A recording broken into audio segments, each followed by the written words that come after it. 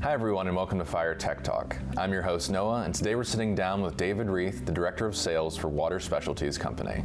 David has over 40 years of experience in the water industry and holds a New Hampshire Distribution Grade 1 certificate. As Director of Sales at WSC, David plays the bridge role between backflow manufacturers and end users through things like field testing and being able to answer repair questions and concerns. How are you doing today, David? I'm doing great, Noah. Thanks for having me. I'm excited to do this for you. Absolutely. I'm excited to learn more about the world of backflow and backflow preventers. So leading off of that, at a basic level, what is backflow? Backflow is the reversal of flow of water. There's usually typically there's a standard way the water flows, and backflow is when it flows the opposite way. Gotcha. Very cool. So then what would a backflow preventer do? A backflow preventer will prevent that from happening. So just imagine, this is a very simple explanation, but just imagine, you and your friends are sitting around and you have a bowl of water and you hand each one of your friends a straw and say, let's drink out of this, we're all thirsty.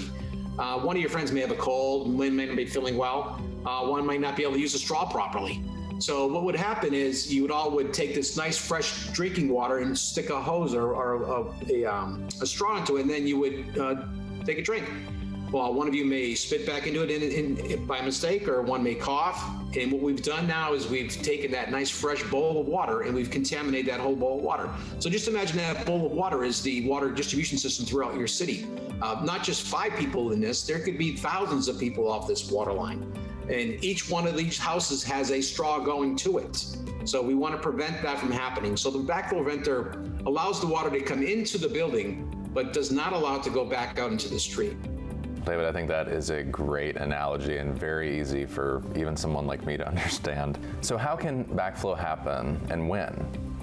It can happen in a number of different ways, and it's unpredictable and freakish is the words they like to use. If there was a water main break in the street, what would happen is all the buildings would just literally drain out into the street.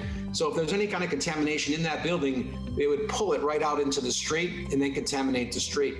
Also during firefighting, if they were fighting a fire, the hydrants are opened up at full, and there's open up many of them, and it just drains the system down, the pressure down. So that'll create what we call a backsiphonage type situation, pulling the water back out into the street. It also can happen with backpressure. Backpressure can happen in a number of different ways. Thermal expansion. Inside your building, you may have a pump that's pumping something that is connected to the domestic line. And if the pump has more power, it has more pressure than just a little bit in the street, you will push it back out into the street. Continuing down that, does the NFPA or plumbing code reference backflow? And if so, what is that code? Yeah, they both do actually. I'll speak to the plumbing code to start with, and I'll reference the International Plumbing Code, or IPC. In Chapter 3, it states that backflow preventers must be tested annually at the time of installation and after repair. So the annually part's pretty big. So once if you see a backflow preventer in your building, by plumbing code, it should be tested at a minimum annually. In some places, it's even more.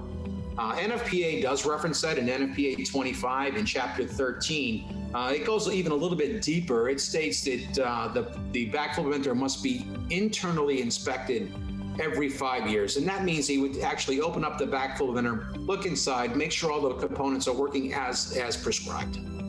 Well, that's great. So, David, when a technician goes to a customer's location, where can the backflow system be found typically? In most cases, you're going to find the backflow preventer located in wherever the water meter may be. So in some places, they're outside. There's a water meter pit outside. In some buildings in the Northeast, they're inside. Typically, right after the water meter, you'll find a backflow preventer. That's on a domestic line. On a fire line, you'll find the backflow preventer located just before all the equipment for the fire suppression system. Well, unfortunately, that's all the time we're going to have for today. So if you've enjoyed this video so far, be sure to like and subscribe to the Brooks YouTube channel, and stay tuned for part 2.